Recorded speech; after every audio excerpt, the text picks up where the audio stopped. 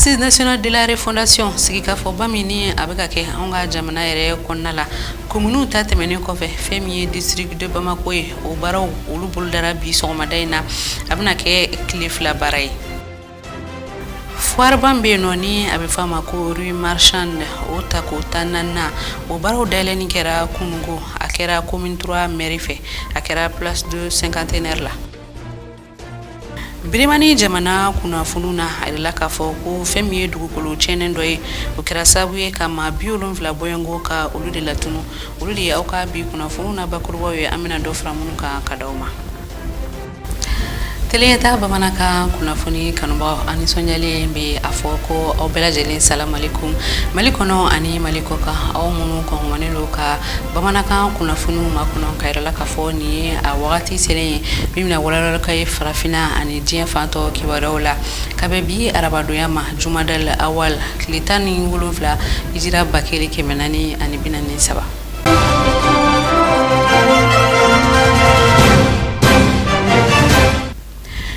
Sireo Jekuluba uluka chidi anga jamana konna la good luck Jonathan inafo anku yenyefolka yo kuna funia temenuna kafo alere koni sira anga faba konna la ukonna la ani anga chama chefanga nyama colonel Asimi Goita unyogonyeke kuma nyogonyo bolila femunuka femi good luck Jonathan ayira kafo ko anga jamana nyama ukoni wele blama yasa ukana upseka kuma nyogonyake anga jamana ere a chama chefanga kunyo ula chugamna fere munbe sega sigisi ka yasa femi chama chefanga ya upseka kunche chugo nyumana alisa good luck Jonathan akakuma ukono ayira kafo ko ukani laje ko akera akechugo nyumana anga jeka good luck Jonathan alere ka korofo ulame Ombe chibolo de ma Bamako yano farafina klibi jamana oka masake okoni de faralanyo anka ka ampla kana chila Bamako yano krengreniala uka nyema ba ni oye gana ere masake alika chi krengreni ni wa aye anyini anfe anka seka angle ya ani chamachela fanga ere ma nyema kaseka nyoai no ye Asimi Goita anre nakumbaye odi wala sa barau kisa ombe dum ne gombe malire konana minye politique ko tasrai ngaseka nyedon ni soro okisawla inafo awrebe akalama tugomina mali lahalaya aglonindo chamache fanga fenena udi kama wala sa chamache la fanga ere abi tabulu mina walma abi dabulu mina ambe dumne kumpi anka sekana ka unyedo anka nali Bamako abedo hukumu fene konna na chimini obe sedaw ere masako bolo walma laini mu rebe obolo ni o seben fro fene dira ama wala sa anka sekano di Asimi Goita ere ma alemi chamache la fanga nyamai wa ambe ajigi afene yoni sanre kalaba feminye kalafilire boloda tugoye walma awati uketugo ya ulu dantkeli benake ulula ngon misega mi fawnyana anga nyanye nyuma temena ani chamachela fangare ma nyamani nyache ni oye Asimi Goita inafo awrebe akalama tugomina ninzina ankoni ni jekuluwere walma kuluwere ukon masega nyanye tugoshila anga nyanye koni dana ani chamachela fangare ma nyamama ni oye Asimi Goita Ankoni be ajigiya yani sankoni labanche wati koni bena boloda feminye kalafilire katase CEDEAO masako koni ye laini munere koni ke Asimi Goita la Ministri nyama shokel ko kala maiga ale barado nundu anga jamana kono akera kungo tarata December kalo kile mugani kile akera conseil de cabinet re sinfe uka ministru ka nyolaje o kadare konna la kuma nyo koni kumeka boli femnuka odi wala mkon bitakanyeshi anga sanfe kalanso uluma useka fere do soro ula chuya mununa ministri mire ka kunyo nyishino sanfe kalanso uma anga jamana konna la Mamadou Keita alebe na nyefolike nukani sigiban yere kuna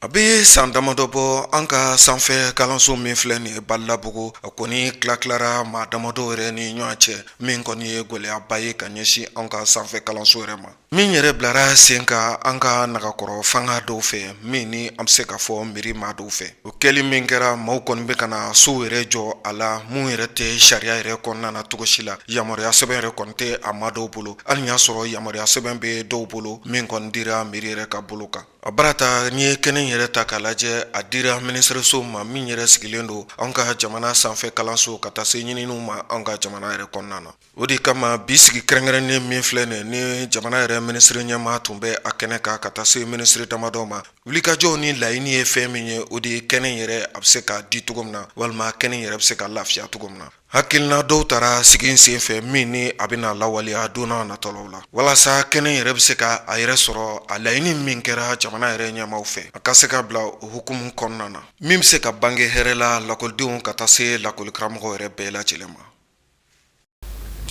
I n'a fɔ n kun ye aw ladɔnniya bakurubaw la cogoya min na Assise nationale de la refondation halisa yaasa Mali kura yɛrɛ o bɛ se ka jɔ cogo min na nin sigiba bolodalen ninnu fɛn min ye district de Bamako ta ye o baaraw ninnu donna bi sɔgɔmada in na maison des aînés la ni o ye maakɔrɔw yɛrɛ tɔgɔlaso ye a baara ɲɛmɔgɔya o kun bɛ gouverneur du district de Bamako bolo a kɛra maa minnu ɲɛna sa ni o de ye panel yɛrɛ ale vice présidente fo ka taa se participants yɛrɛ caman ma nin bɛna kɛ tile fila baara ye min ko mina cɛ sini ni o bɛ bɛn décembre kalo tile 23 ma teliɲɛta kun b'a kɛnɛ kan. Nin tile fila baarase in bɛna boli fɛn minnu kan o de an ka jamana yɛrɛ kunkanko kumaw olu bɛ se ka fɔ cogoya min na ale ni ka fɛɛrɛ dɔw sigi sen kan yaasa fɛn min ye Mali kura jɔliko ye o yɛrɛ bɛ se ka sɔrɔ ka se ka na ni hakilina kuraw ye mun bɛna kɛ sababuya ye fɛn min ye basigi ye an ka jamana kɔnɔna la politiki ko nasira fo ka taa se jamana yɛrɛ nafasɔrɔ sira koɲɛw ma ale ni ka hakilina kuraw sɔrɔ sigi ka fɔ tɛmɛnen ninnu na ka se ka fara ɲɔgɔn ka kɛ o bɛɛ lajɛlen na yaasa fɛn min ye Mali kura ye o bɛ jɔ. Ni assise ninnu dɔwɛrɛ tɛ c'est-à-dire maliyɛnw bɛɛ ka ɲɔgɔn sɔrɔ an ka sigi ka kuma an ni ɲɔgɔn cɛ ka an hakili jagabɔ c'est-à-dire gɛlɛya min bɛ an ka jamana kɔnɔ depuis a ka ca ni 100 ans pour que an yɛrɛ k'an ka solution sɔrɔ n'o tɛ mɔgɔ wɛrɛ tɛ se k'an dɛmɛ ka bɔ an ka gɛlɛya kɔnɔ ni an yɛrɛ tɛ. An ka maa ɲininkaliw u y'a yira k'a fɔ nin sigikafɔ minnu filɛ nin ye o bɛ se ka kɛ sababuya ɲuman ye an ka Mali ma. N dalen b'a la parce que ni fɛn min ka gɛlɛn baara la ɲɛmɔgɔ k'a fɔ n sɔnna ni ɲɛmɔgɔ sɔnna je pense que a bɛ fɔ de ma ko volonté politique o dun bɛ yen ni ɲɛmɔgɔ sɔnna a tɔ ka nɔgɔ. Ni Ala sɔnna ma an bɛ Ala deli an bɛ o de nɔfɛ pour que vraiment n'an ye ɲɔgɔn sɔrɔ ni an yɛrɛ ɲɔgɔn sɔrɔ an bɛ tiɲɛ bɛ yɔrɔ min na an yɛrɛ b'o dɔn donc mɔgɔ wɛrɛ tɛ se k'o dɔn ka tɛmɛ an yɛrɛ kan. Je crois que an bɛ se ka bɔ nɔgɔ la. Districtw ka nin sigikafɔ min filɛ ni o de kɔfɛ fɛn min ye assise nationale belebele yɛrɛ ni o kan ka kɛ an ka jamana kɔnɔ a yɛrɛ k'a fɔ nafaba de bɛ a la. Haruna Ɲang ni ale ye commission d'organisation ma ye ale k'a ɲɛfɔliw kɔnɔ wa a y'a yira k'a fɔ malidenw bɛɛ lajɛlen kan ka fara ɲɔgɔn kan ka hakilinaw falen falen yaasa fɛn min ye Mali kura ye o kɔni bɛ se ka sɔrɔ cogo min na. An nisɔndiyalen don parce que an bɔra communew na sisan an nana région niveau la quoi. Bon Bamakɔ yan o ye district niveau de ye quoi jama kɔni bɔra mɔgɔw nana ani baara fana daminɛna a ɲɛma bon groupe tilala groupe fila la pour que mɔgɔw ka se ka kuma sɔrɔ ka caya quoi parce que ni groupe kelen dɔn bon a bɛ mɔgɔ minnu bɛ kuma a b'a réduit quoi mais n'a tilala fila o bɛ moins temps di bɛɛ ma quoi bon thématique mun bɛ discuter olu ye 13 ye olu bɛɛ ye kelen ye quoi donc groupe kelen o kelen o bɛna discuter o kan quoi bon ni niveau in fana na mɔgɔw ka kan k'a fɔ niveau district problème jumɛn bɛ yen quoi n'an jɛlen bɛ minnu na quoi bon o problème solution bɛ se ka sɔrɔ a la cogo min na u k'o fɔ quoi u kana fɔ dɔrɔn ko nin de ye problème ye mais ka jira fana ni min bɛ se ka furakɛ quoi n'i ye bana dɔn n'i ma a fura dɔn bon i ma taa ɲɛ dɛ. U bɛɛ lajɛlen tilala ka welelemada kɛ. Weli kɔni maliyɛn ka bolo di ɲɔgɔn ma an ka bolo di ɲɔgɔn ma vraiment an de ye kelen an bɛ ba la an bɛ fa la donc an ka dɔn da kelen na an ka bɔ da kelen na pour que an ka jamana vraiment dɔ kɛra. Maliyɛnw bɛɛ ka na u ka fara ɲɔgɔn kan u ka sigi fɔ ka bɛn ka kɛ an ka ɲɔgɔn faamu parce que jamana ni mɔgɔw b'a fɔ mais tiɲɛ de don ni jamana kelen de b'an bolo an y'a sɔrɔ mais an ka kan ka fɛn dɔ de to an denw fana ye an n'an mɔdenw ani an ka descendances bɛɛ ni jamana tɛ yen an bɛ mun t'u ye. Tubabu b'a fɔ min ma vision ani baaraw minnu ka kan ka kɛ ani a ka kan ka tila mɔgɔw cɛ cogoya min na ani mɔgɔ n'i bilala place min na bon ni i filila bon i bɛ corriger cogoya min na quoi bon pour que fili ka dɔgɔya quoi donc ka jira ko an bɛ du kelen ye quoi. Nin tile fila baara in kɔnɔna la participants bɛna kuma ɲɔgɔnya kɛ thématique 13 bɔyɔngo de la o dɔ ye an ka jamana yɛrɛ a sariya ko nasiraw kalafili nasiraw fo ka taa se lakana ni basigi ma an ka jamana kɔnɔ ale ni bamaci wale kɛba maaw kɛlɛli fo ka taa se adamadenya hakɛw la tangali baaraw ma.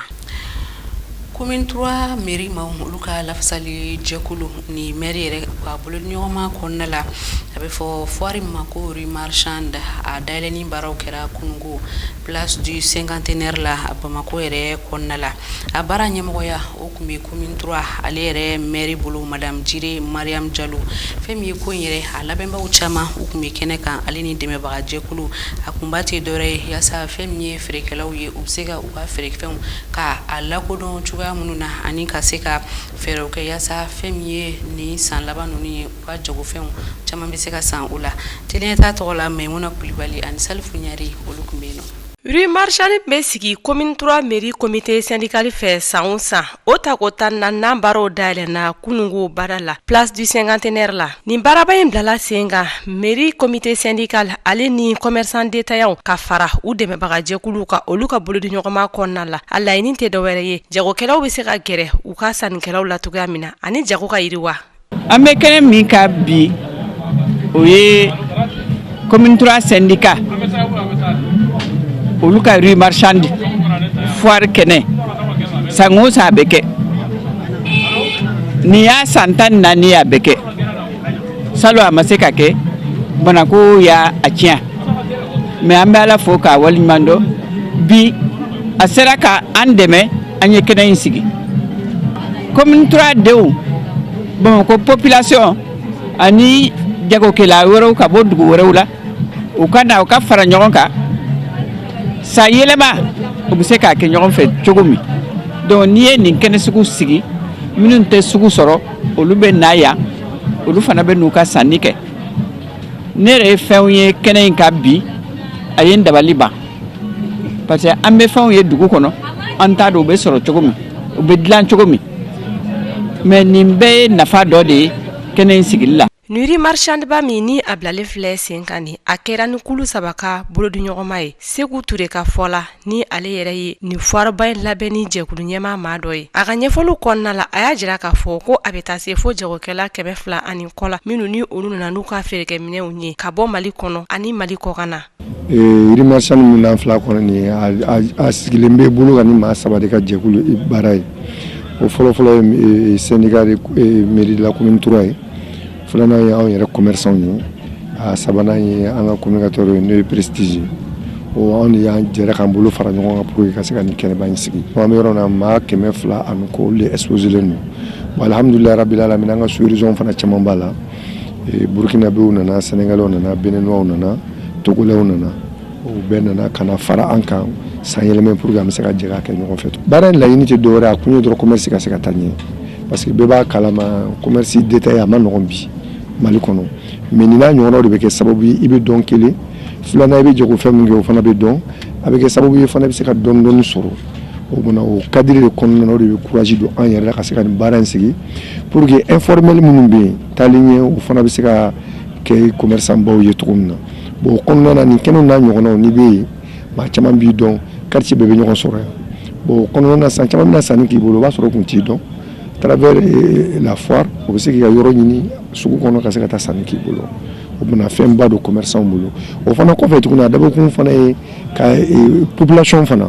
ka nɔgɔya k'u ma pour que san yɛlɛma in na u bɛ se ka fɛnw sɔrɔ nɔgɔya la cogo min na ka sɔrɔ gɛlɛya fana tɛ o kɔnɔna fana na a bɛ se ka kɛ sababu ye yala yɔrɔ bɛ se ka sɔrɔ Bamakɔkaw bolo sufɛ u bɛ se ka na yala kɛ k'u ka fitaniw ni fɛnw kɛ a dabɔlen bɛ lafiya de kama en un mot. Ni foire in dayɛlɛni na i bɛna ye k'a fɔ jagokɛla jɛkulu caman tun bɛ a kɛnɛ kan ka fara maa wɛrɛw caman kan minnu ni olu kɔni taara u ɲɛda foire in dayɛlɛni baaraw kan jagokɛla minnu ni olu nana n'u ka minɛnw ye a dɔw bɛ yen nɔ minnu ni olu bɔra Mali kɔnɔna la a dɔw fana bɔra Mali dafɛ dugu caman na ka na n'u ka minɛnw ye k'a yira Ibrahim Kale ni ale ye jagokɛla ye ale y'a jira k'a fɔ ko nin laɲini tɛ dɔwɛrɛ ye jagokɛlaw u bɛ se ka gɛrɛ u ka feerekɛlaw la ani nɔgɔya bɛ se ka kɛ cogoya min na sannikɛlaw ma ka tila ka u ka feerekɛfɛnw k'u sɔrɔ yɔrɔ la kodɔn k'a sɔrɔ gɛlɛya ma sɔrɔ a la. An ka ye kɛnɛ in kan bi sababu b'a la wa an y'a ye ni an farala ɲɔgɔn kan nin kɛnɛ in na accès bɛ nɔgɔya bɛɛ lajɛlen ma o bɛ kɛ sababu ye fana i bɛ fɛn min ɲini i bɛ se k'a sɔrɔ nɔgɔya kɔnɔna na ka sababu kɛ fɛn dɔ bɛ yen e t'a dɔn a kan ka sɔrɔ yɔrɔ min na a mago b'i la a nege b'i la mais e yɛrɛ t'a sɔrɔ yɔrɔ yɛrɛ dɔn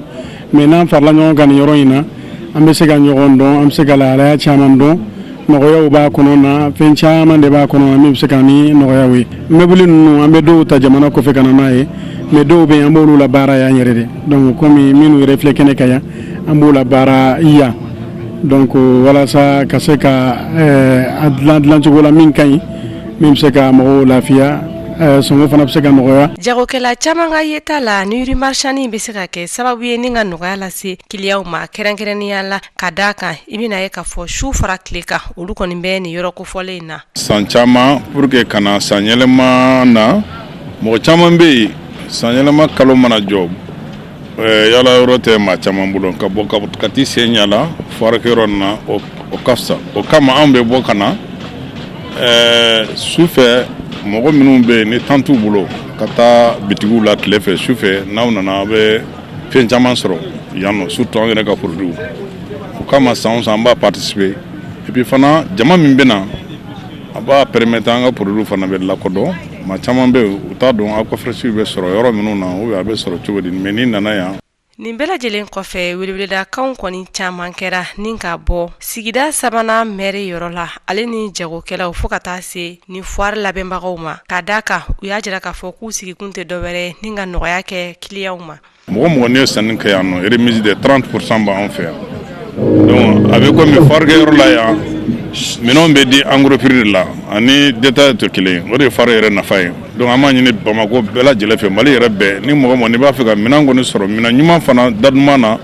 minɛn qualité bɛɛ bɛ yan i kana a bɛ sɔrɔ da nɔgɔ dan na parce que a bɛɛ bɛ ka di en gros prix de la. An bɛ fɛ bɛɛ lajɛlen kana min ka laɲini don ka sanni kɛ o an bɛ fɛ i kana i ɲɛ d'a kan min fana ka laɲini tɛ ka sanni kɛ e kana i ɲɛ d'a kan n'i nana gundo min b'a kɔnɔ i bɛna ye fɛn min b'a kɔnɔ i bɛna ye i bɛna dɔn ka fɔ jaa n tɔɔrɔ sɔn mana yan mun ba donna na. Bon weleka laban min bɛ n bolo o de ye dɔrɔn k'a jira Bamakɔ population na san yɛlɛmɛ don san o san siɲɛ kelen de don n'i ye nin occasion di a bɛna k'i bolo baara ye pour que i ka se ka ɲɔgɔnna wɛrɛ sɔrɔ san kɔnɔ o bɛna bɛɛ ka bɔ kana komi kɔnɔkulu bamananw ka kuma dɔn n'i ko k'i kun gananen don a tɛ ala kale bɔ n'i ye banfula bɔ a la mɔgɔ tɛna ye o bɛna ni mɔgɔw nana ni mun bɛ yen u yɛrɛ n'o dɔn. Hakililajiginna ni foireba min ni a dayɛlɛni baaraw kɛra kunungo a bɛna taa kuncɛ ka bɛn ni janvier kalo tile 2 ye dɔgɔkun 2 kɔnɔ jagokɛlaw bɛna u ka seko an'u ka dɔnko yira maaw la ka da ka feerefɛn caman bɛ yen nɔ minnu ni olu bɔra jamana kɔ kan kana ani minnu yɛrɛ ni olu fɛnɛ bɔra an yɛrɛ ka jamana kɔnɔna la yan nɔ o de la feerekɛlaw kɔni ye weleweleda kan caman kɛ ni ka ɲɛsin maa minnu ni olu ye sannikɛlaw ye u ka taa ka minɛ ninnu san sɔngɔ damatɛmɛjɛ la fo ka taa se maa minnu ni olu fɛnɛ mago bɛ ka taa u ɲɛda minɛnw kan ani ka feerekɛla ninnu kɔni ka sigiyɔrɔw dɔn ko nin laɲini bɛɛ lajɛlen de bɛ nin baara in kɔnɔna la. An ka jamana ɲɛmaaw u ye hakilina dɔw kɔni sigi sen kan ni o kunba tɛ dɔrɔn ye ka se ka kalan kɛ denmisɛnnakaw yɛrɛ kun kalan min kɔni bɛ boli jogo ɲumanya yɛrɛ baara koɲɛw la an ka jamana yɛrɛ kɔnɔna la ni kalansen kofɔlen ninnu a ka kɛ u kun ekɔliso kɔnɔnaw la o kadara de kɔnɔ fɛn min ye an ka jamana octobre kalo tɛmɛnen ninnu na ministre min bɛ yen ni u ka koɲɛ kɔni bɛn don yaasa Mali kura o bɛ se ka jɔ cogoya minnu na olu ye programme dɔ kɔni boloda ale ni ka jɛkulu sigi nin baara ninnu a bɛ se ka kɛ kɛcogo ɲuman na cogoya minnu na. An ka jamana lakodɔnnen don bɛn kelenya ani kɔto ɲɔgɔn ta la ɲɔgɔn dɛmɛ mɔgɔladon o ni fasoden ɲumanya. An bɛ wagati min na fɔ bi a bɛ komi o b'a fɛ ka tila an ka jamana na ka d'a kan i bɛna ye k'a fɔ ko waleya dɔw b'a la ka kan ka jamana kɔnɔ minnu ni olu bɛna ɲini ka bolodi ɲɔgɔnma tunu ani bɛn tunu walasa ka dan sigi o la. An ka jamana camancɛ fanga maa ɲɛmaa Kolonɛl Asim Goyita u y'a laɲini k'a fɔ ko ka programme ba dɔ sigi sen kan mun bɛna kɛ sababu ye ka fasoden ɲumanya jigi jamana kɔnɔdenw kɔnɔ adamadenya cogoya dɔw bɛ yen nɔ fo ka taa se fasoden ɲumanya ma ani an danbew bonyali ani jama minɛcogo o okumu kelen de fɛnɛ kɔnɔna la i bɛna ye k'a fɔ octobre kalo tɛmɛlen o ɲɛfɔliw kumaw sera ministre de la refondation de l'état ma ani organi minnu ni olu kan ka nin baaraba in bila sen kan n'u u ko ma ko programme national d'éducation aux valeurs PNEV a kun tɛ dɔwɛrɛ ye Mali kura kuma min ni o bɛ sen na a bɛ tali kɛ o koɲaw kan ani maliden kura o bɛ se ka sɔrɔ cogoya min na minnu ni bonya bɛ na bɔ olu yɔrɔ la ka ɲɛsin u ka jamana ani jamana maabaw ma minnu ni a ka kan fana yɔrɔ min kan ka kɛrɛnkɛrɛn o baara kɛli kosɔn o dayɛlɛnni baaraw kɛra kunungo ministère de la refondation de l'état o salle de conférence kɔnɔna la a kɛnɛ ɲɛmɔgɔya kun bɛ Ibrahim Ikasa Mayiga bolo ni ale yɛrɛ ye nin yɔrɔ kofɔlen département maa ye a baara kɛra ministriw bɛɛ lajɛlen ɲɛna kɛrɛnkɛrɛnniyala Adama Samaseku a kɛra sanfɛ kalanso mɔgɔ dɔw ɲɛna an ka ladakɔrɔtigiw minnu bɛ tali kɛ dugutigiw fo ka taa se an ka seko ni dɔnko tigilamɔgɔw ma ni olu bɛ tali kɛ ɲamakalaw la olu bɛɛ lajɛlen tun bɛ nin kɛnɛ kofɔlen kan ministre de la refondation de l'état chargé des relations avec les institutions ale ka ɲɛfɔliw kɔnɔna la ale y'a jira k'a fɔ ko an ka jamana kɔni bɛ wagati kɔnɔ bi ko a ko ka gɛlɛn kosɛbɛ o la ka a ka kan Mali den bɛɛ lajɛlen ka i bolo di ɲɔgɔn ma yaasa yɛlɛma bolo kura ka don an ka jamana taabolo la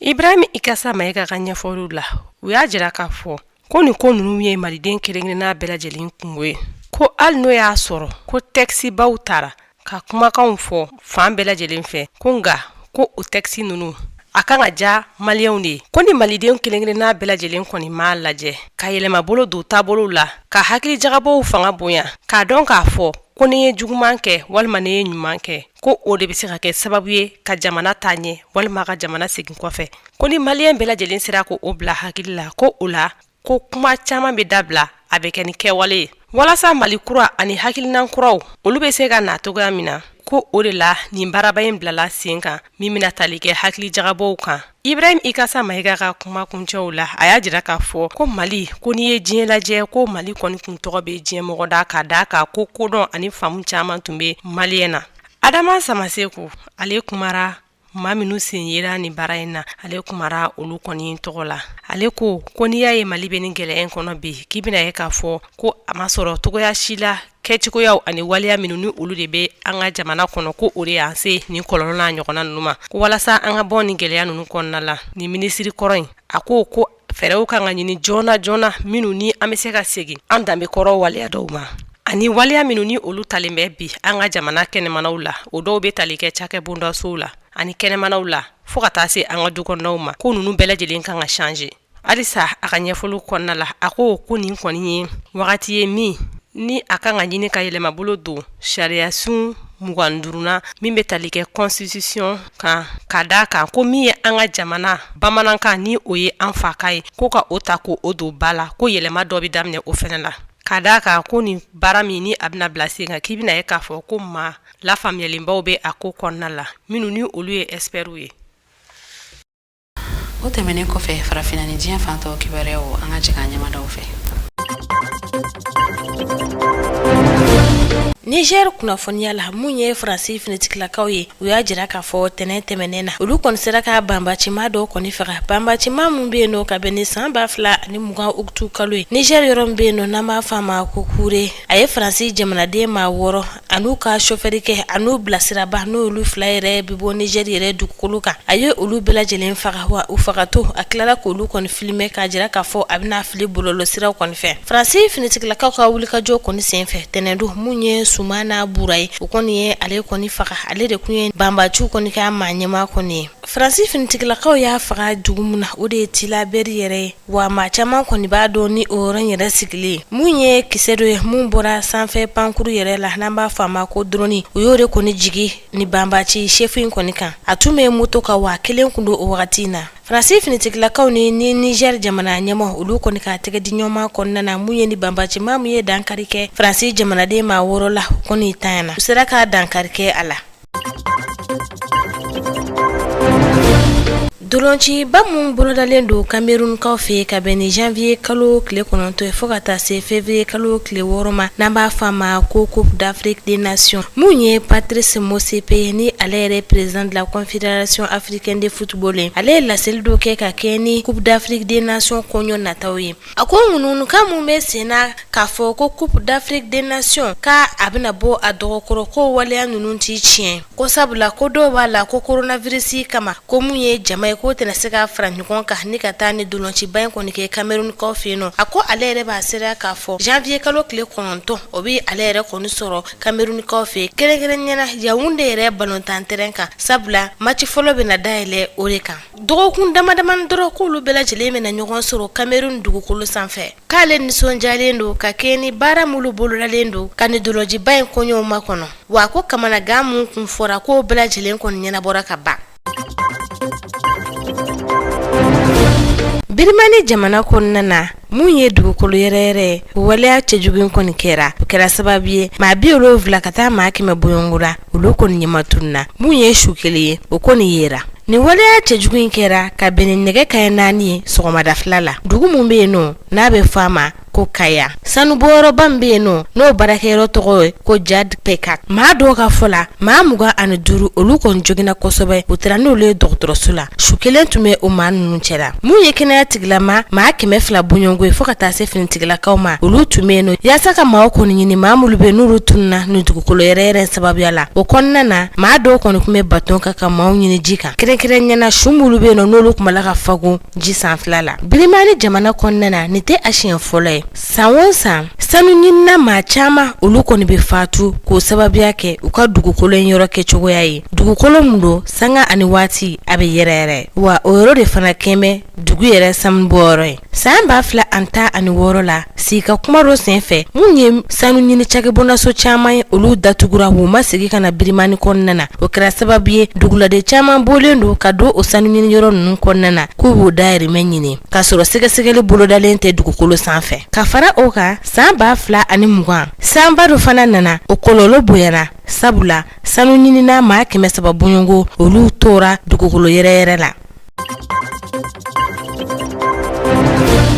Burundi jamana kunnafoniyaw la ka kɛ ni décembre kalo tile 7 ye mun ye u ka jamana faaba yɛrɛ kasobonba n'a bɛ fɔ a ma prison de JTG tasuma kɔni wulila o yɔrɔ kofolen na o kɛra sababu ye laseli fɔlɔ kɔnɔna na u ko ko maa 38 olu de kɔntanyana mun ye maa 69 ye olu kɔni banana o laseli kɔfɛ baɲumakɛ jɛkulu dɔ ka sɛgɛsɛgɛliw kɔnɔ olu ko maa mulu kɔni fatura k'a bɛ taa se fo maa 300 bɔɲɔngo ma an n'a sɔrɔ la Burundi jamana gouvernement ma olu kɔni ma laseli kɛ ka kɛ ni maa 300 in kɔni saya ye mun ye kunnafondila mun kun bɛ yen nɔ ni kasobon jondo fo ka taa se kurawurusi baarakɛlaw ma olu si kɔni ma se ka gɛrɛ polisilakaw la ni ka su kɔni kɔnte ani ka banabaatɔw kɔnte wa olu ko o yɔrɔni bɛɛ lajɛlen na mun ye finitigilakaw ye u taara ka taa ni su kofolen ninnu don hali musomaw wele k'a fu ɲɛna dɔgɔkun 2 ni waleya cɛjugu kɔfɛ baɲumakɛ jɛkulu kɔni bala k'a jira k'a fɔ maa 300 olu kɔni fatura cogoya la cogoya mun cɛ ka jugu hadamadenya yɛrɛ hakɛ kɔnɔna na wa u su donna cogoya la mun ti Burundi yɛrɛ jamana hakɛ kɔnɔna na kasuraden muru bɛ yen n'olu kɔni sera ka kisi olu ko chambre dɔ bɛ kaso kɔnɔna na n'an b'a fɔ a ma chambre 4 ko kasuraden maa 250 bɔɲɔngo o de tun bɛ ni chambre kelen kɔnɔ ko datugulen kun d'u da la ko wa k'u bɛɛ lajɛlen kɔni sara ko maa kelen ma se ka bɔ ni maa 250 in na o kɔfɛ u ka ministère de la solidarité ale ye matilan 1000 ani 200 bila ka taa di ni kasuraden ninnu ma mulu kɔni kisira nka yoni tasuma kɔni ka tiɲɛni kɔni kɛ kasuraden 1500 ani 39 o de tun bɛ kaso kɔnɔ maaw bɛ k'u yɛrɛ ɲininka maa 339 mulu bɛ kasuradenw jɔ olu taara min nin de ye sɛgɛsɛgɛli mulu bolodalen don baɲumakɛ jɛkulu kɔni fɛ Burundi jamana kɔnɔna na. O de kɛra anw ye garijɛgɛ bi kunnafoniw kɛnɛ kan an b'aw fo ka waleɲuman dɔn Mali kɔnɔ ani Mali kɔ kan teliɲɛta sugantili la ka kɛ aw ka kunnafoniw tayɔrɔ ye aw bɛ se ka ni kunnafoniya kelen ninnu sɔrɔ an ka bɔlɔlɔw sira fɛ Facebook walima YouTube ne b'a fɔ aw k'an bɛn wagati wɛrɛ inshallah.